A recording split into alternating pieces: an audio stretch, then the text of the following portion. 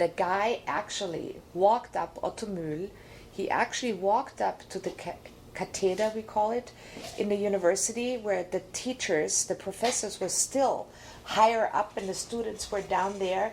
He walked up, he took down his pants and put a huge pile of shit in front of that professor who probably came from the Nazi time, a leftover shithead, you know. And for me, all of a sudden, I understood modern art.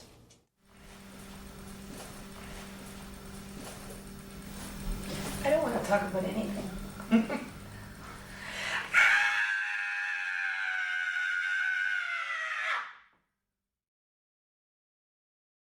Well, first I was Doris Berman, and then I was Isabel Domin, then I was Boris Blitzkrieg, and then I was Doris Boris Berman.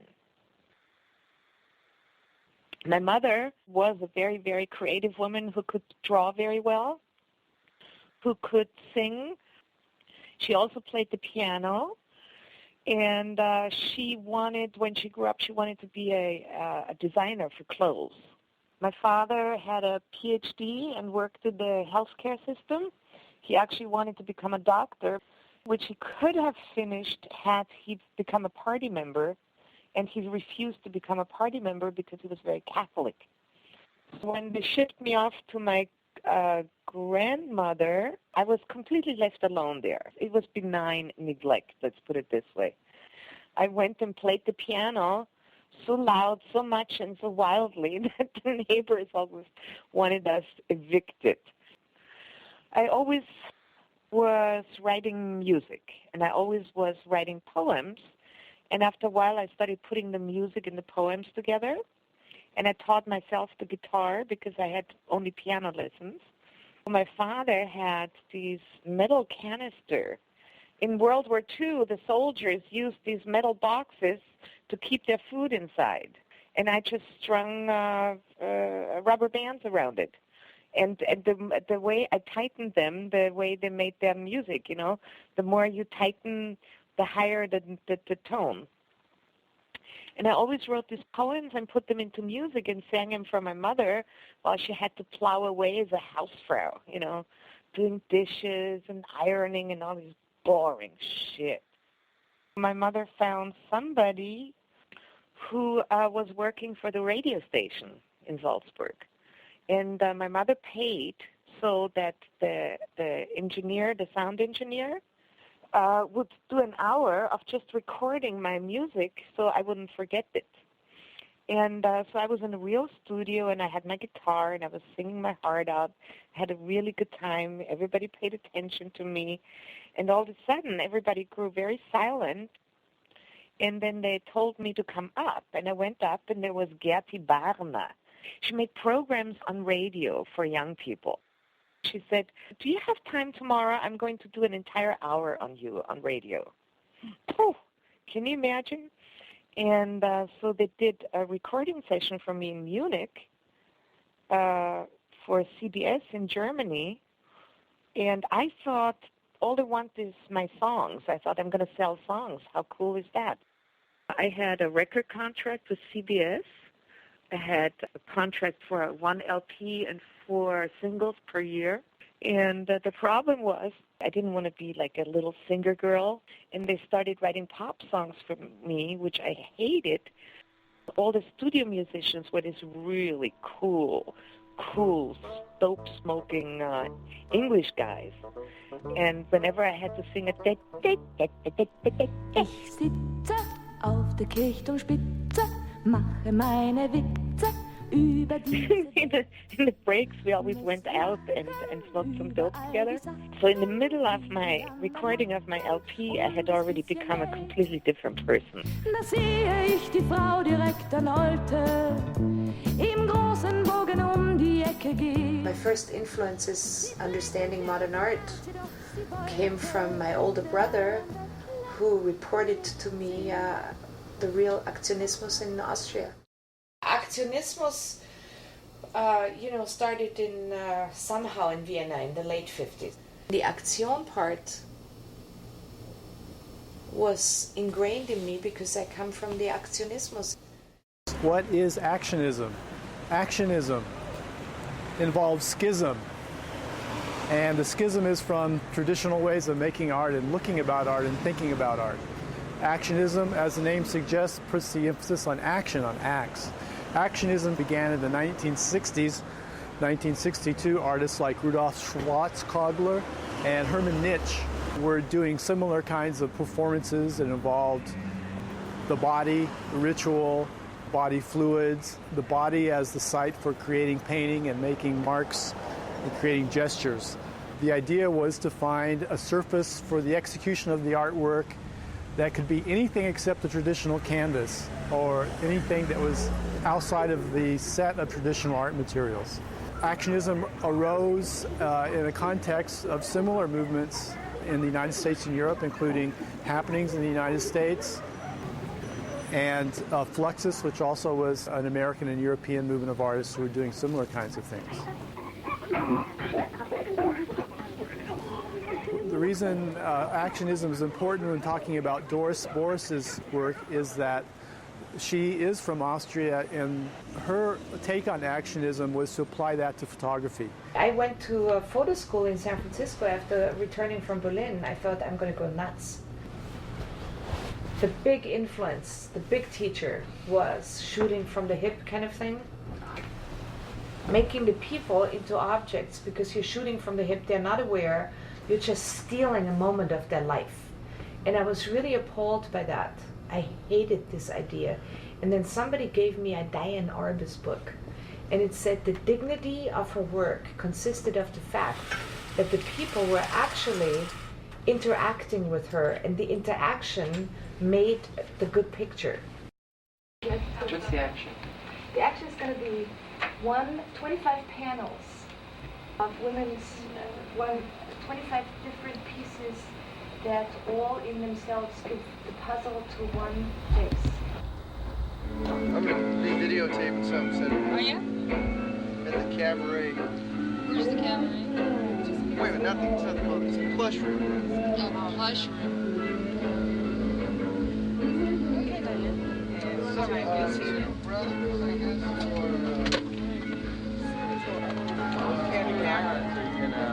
Maybe that guy can help me. Numbers wrap or what?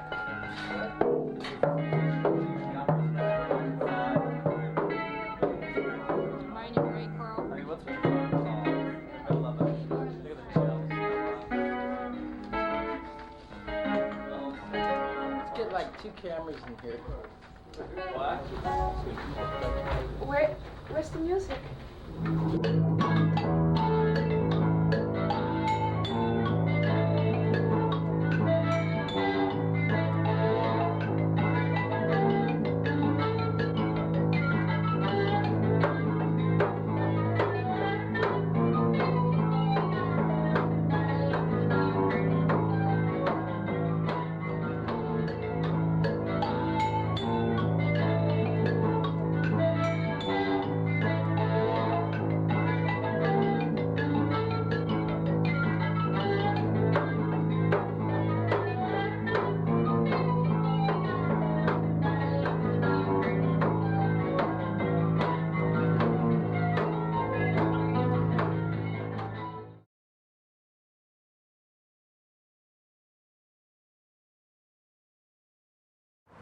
Technically, a photo action is when you do something and then take a picture of it. And if you do an image search on the internet with the word photo action, you're going to get back a bunch of images of German-speaking people posing for the camera. With Doris's photo actions, what she does is she adds self-portraiture, performance, and interactivity to the equation. To do a photo action, you need a camera with a cable release attached. At the end of the cable is a small black rubber ball, and squeezing the ball lets you take the picture from about 20 feet away. The camera is just a lure to get people involved. Was guckst du so doof, Mann?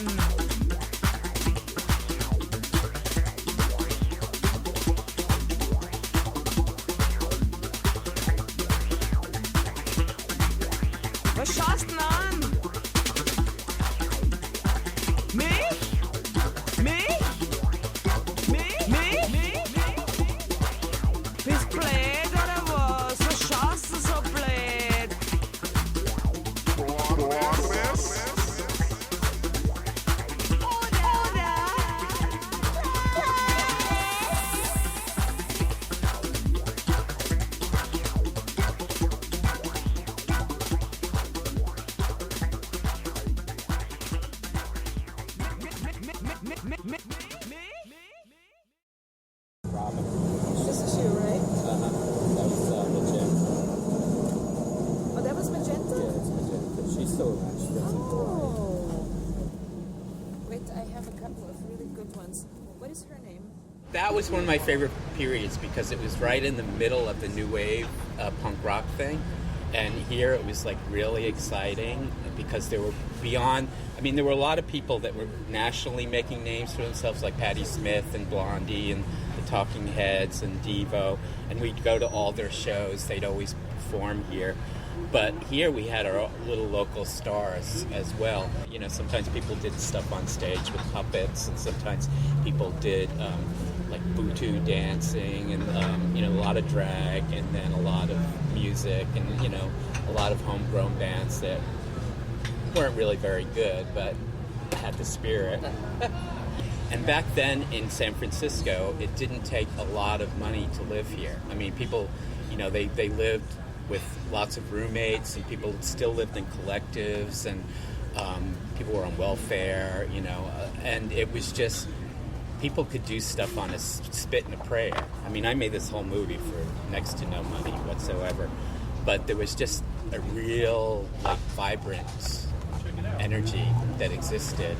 And then about 2 years after this was when AIDS really started to hit San Francisco, and that completely changed the complexion of the town. We created it for ourselves, We didn't have the financial hardships, and we did have the fuel of each other. We had safety in numbers.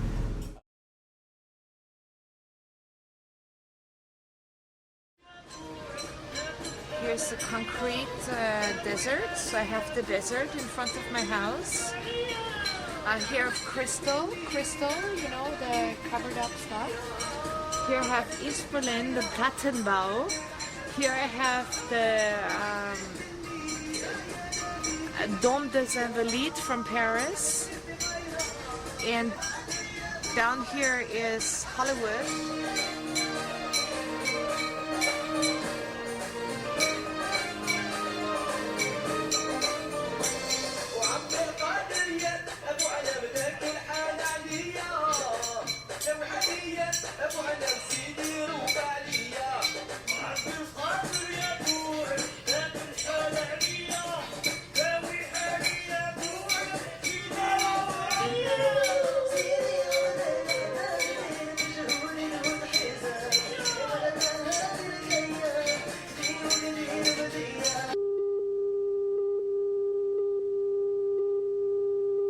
You want to hand me that wrench over there? You want to hand me the 93 millimeter?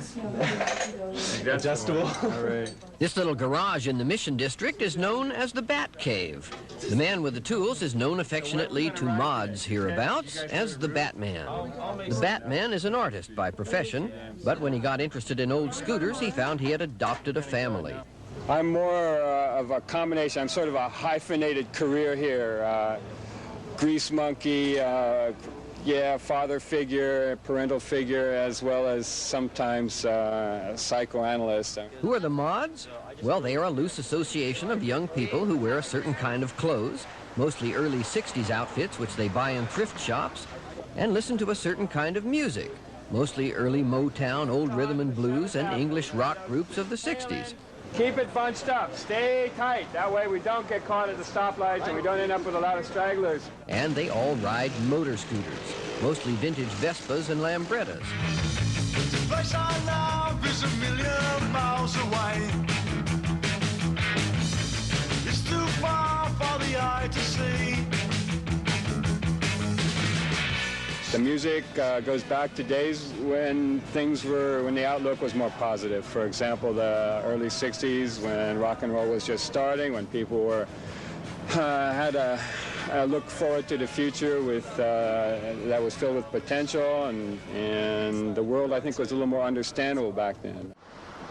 The only thing I did in the world other than be an artist, to make money, my profession at that time was sort of an ad hoc degree in repair of motor scooters. So I had that one skill set that somehow it meshed with a fledgling youth subculture scene called the mods. I recall one of the guys that I repaired a scooter for.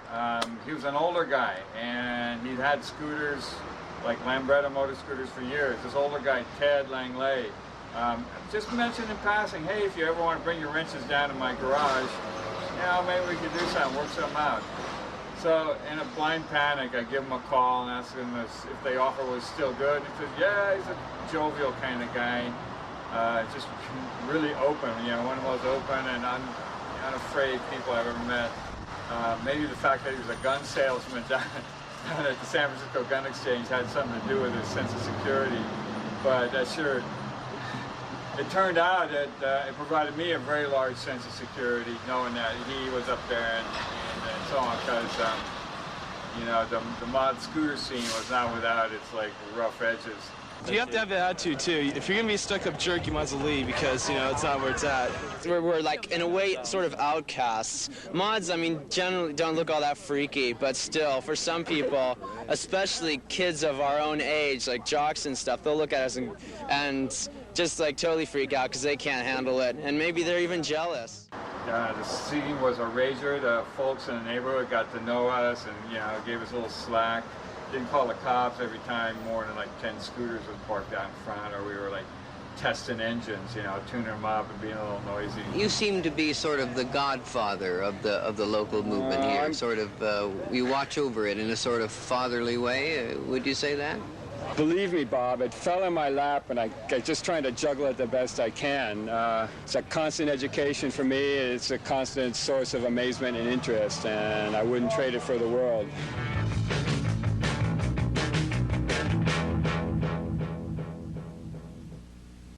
We used to have a music studio in here. Used to be a salami factory at one time. These walls are all concrete, right? Yeah, this is where I moved after I got out of the Batcave and left that scooter scene behind. Pretty much I started concentrating on doing the installations. Very underground wild stuff. These incredible constructions with TVs that were pyramids of TVs, and they were upside down, and they all worked, but they didn't work. They were big sculpture pieces, site-specific, temporary, shit strapped together with big rubber bands cut from unibus tire tubes. And they were a collection of thrift store and debris box TVs that were all brain damaged in some way or another, some aesthetically pleasing way. And I just like heaped them all together and built these constructions with the universal rubber band joint that would stick anything to inks. So they went up pretty tall. Some of them got almost 2.5, 3 stories high with TVs all through there and programs on it, you know, with these various treatments on the screen.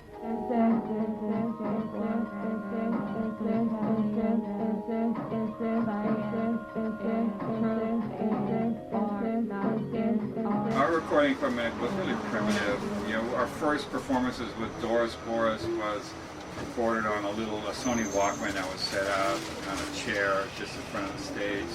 So the sound quality is abysmal, but at least it documented, you know, our first event. And it's something that I've tried to rework and clear up a little bit, but it's still pretty noisy stuff, but you know, I've never seemed to bother us.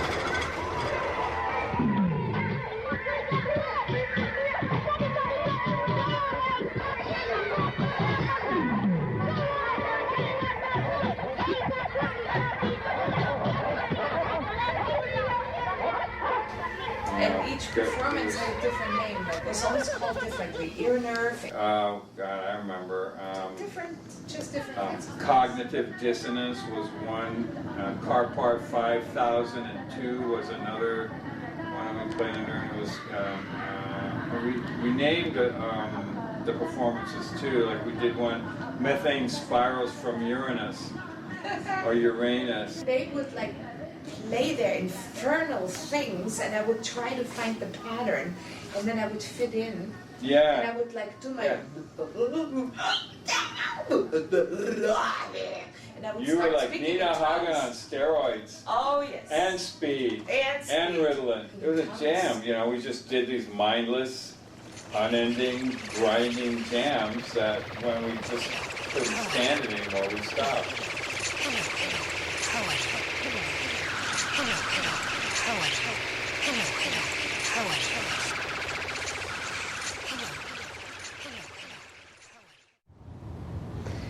As a photographer, I think it's really important to take care in how which you represent different cultures. And I think this is in different types of people, especially if you're coming from a different background. And I think Doris had an interesting way of letting the people photograph themselves, represent themselves. Photo action for me was coming as an untrained photographer and an untrained street style artist was something new to me and was something that was interesting for me as a sociological experiment of putting these people in different environments, different points in time, and giving them different props. They're all different cultural background, different races. I went to San Francisco to interview her and to really just dig through her body of work because she didn't have anything online. And I wanted to see what she'd done. I just heard of her as more of a performance artist, and I was interested in her photography and mixed media work. So I went up there to check out what she had done, and I discovered this body of work that she had shot in the South Bronx in the 80s.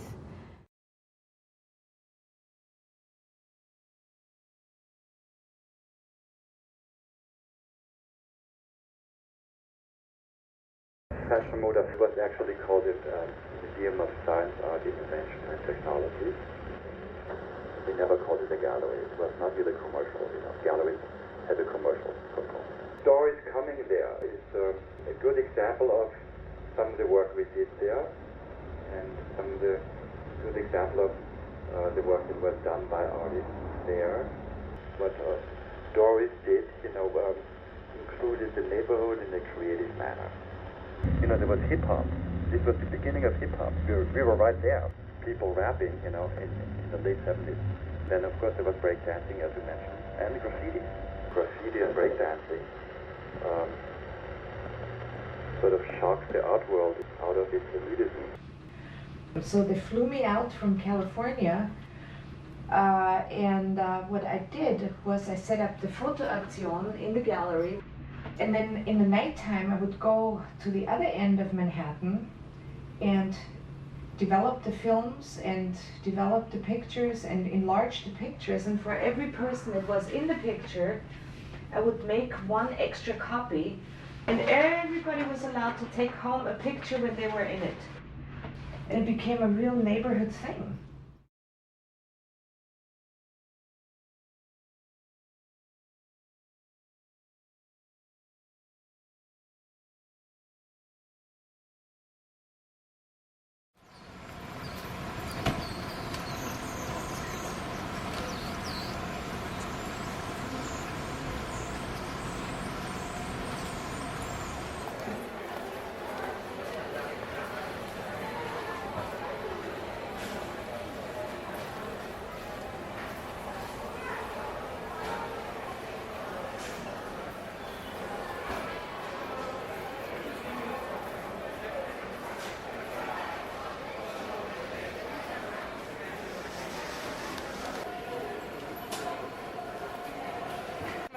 Do you remember Maria? Yes, I remember Maria. You remember that the first time we met? You asked me how we're going to recognize each other, and I said, you won't have any problem. But I don't know where we met. I had a check for $700, which was a student loan check, and I decided to publish a magazine with it. So I took out a classified ad in the Stanford Daily newspaper soliciting photographers, writers, and artists. One day I was going through ads, and there was an ad. I want to put out an art paper, something with art and magazine. Who wants to participate? So I called his number, and it's a very polite young man on the phone. It's Perry Vasquez. And I said, I'd be interested. I want to contribute. I'm an artist. I have ideas. And he said, let's go and meet. So I asked her, how will I know it's you? And she said, you will have no problem. You'll have absolutely no problem. A day or two later, I'm sitting in the cafe, and in walks a woman with big orange hair, very tall, wearing go-go boots, black go-go boots, fishnet stockings, a leopard print miniskirt, and a black leather jacket. And sure enough, he had no problem. And we were like buddies from the first second on.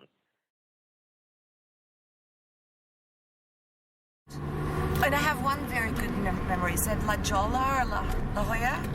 I took mescaline with a midget on a full moon night on the beach. He was really like what do they call him now? A vertically challenged person. He knew how to do, peyote buttons so you don't get sick. And we did them together on a full moon at the beach. It was really beautiful, and I wasn't scared of him. Put them in a little plastic bag. You can just take it, put it in the museum. Is it $3? You already have $5. Wow.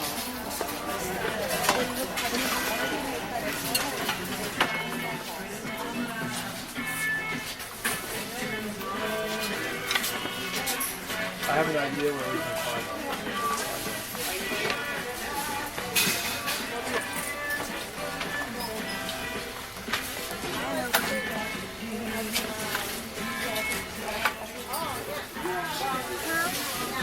So if we have a dinosaur, if we have a baby doll, and we have a globe, we have a flag, a pistol is very important. I already had a machine gun packed. Maybe we'll find one here. We're going to do a photo action on Thursday. We're buying props for it today.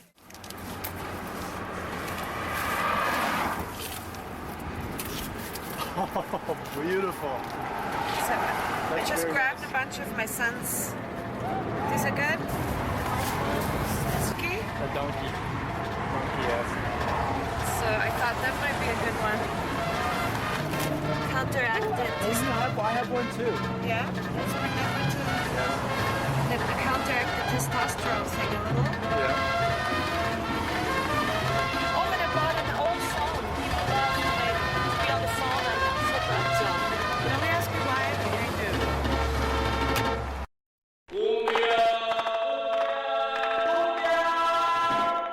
La cumbia nació en el mar de mi tierra colombiana. La cumbia nació en el mar de mi tierra colombiana. La cumbia se baila aquí, la cumbia se goza allá. La Colombia y en Panamá. Claro, para mi gente en Cúcuta. Juega gato.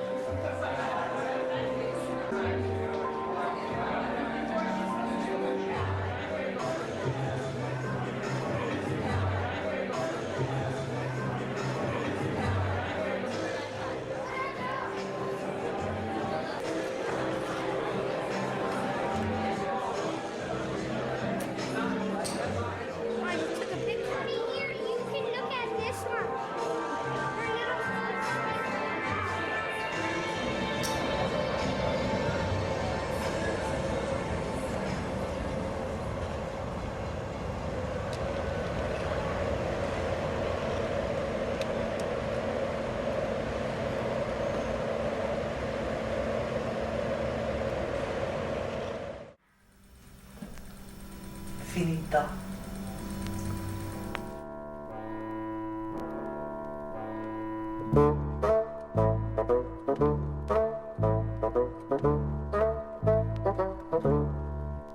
Ich sitze auf der Kirchturmspitze, mache meine Witze über diese Welt, muss lachen über all die Sachen, die die anderen machen, um das bisschen Geld. Da sehe ich die Frau direkt an Olte, im großen Bogen um die Ecke gehen. Sie trägt den 4. März, jedoch sie wollte den armen Bettler nicht sehen. Und auf dem Bahnhof sehe ich eng umschlungen, beim Abschiedskuss verliebt 2 Menschen stehen. Der Zug fährt ab, da sehe ich den Jungen zu einer anderen gehen. Da rasen durch die engen Straßen Autos und vergasen Tag für Tag die Luft. Das Mahnen derer, die es ahnen, dass die Ämter planen, das jedoch verpufft. Ich sehe den kleinen Mann in seinem Wagen, die Großen leben gut von seinem Sprit. Er muss um jede Kleinigkeit sich plagen und hat nur selten Kredit.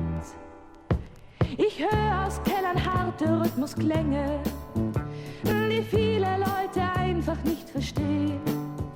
Und unter mir im Haus höre ich Gesänge, die auf